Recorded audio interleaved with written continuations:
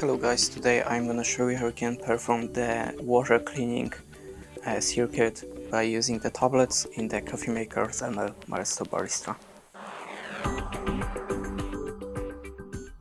So, in the first step, make sure that your appliance is turned on and the water tank is filled with the water to the max line. Remember to not go beyond the max line on the water container.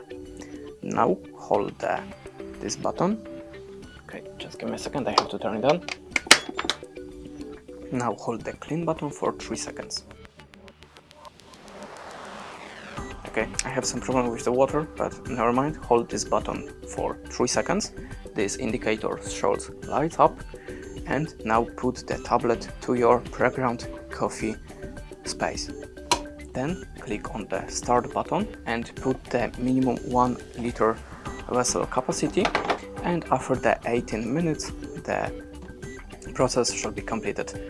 And that's it. Thanks for watching, leave us a like, comment, and goodbye.